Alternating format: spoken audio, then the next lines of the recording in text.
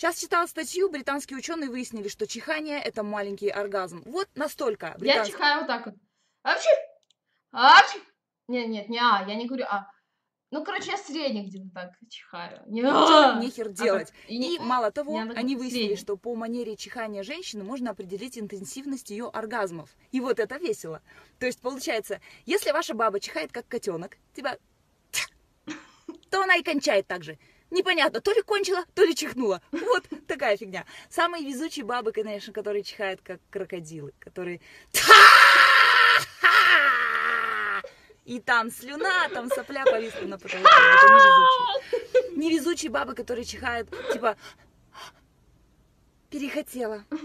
Вот не везет им, честно, пожалейте. Но самые, сука, бесячие бабы, которые чихают по 20 раз подряд. Я вчера еду в трамвае, и она реально 20 раз подряд чихает. Я думаю, ты перед кем вы делаешь? Ты перед кондуктором, перед водителем. Передайте проезд. Серьезно, перед кем, блин? Скромнее будьте. Вот и все, вот и все.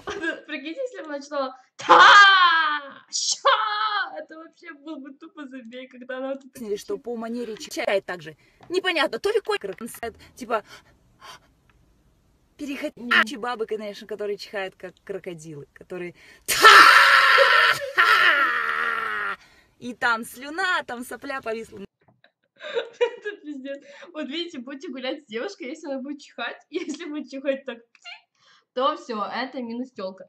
А если девушка будет так, ну, средняя чихать, то будет нормально. Это еще нужно постараться, наверное, или нельзя чихать.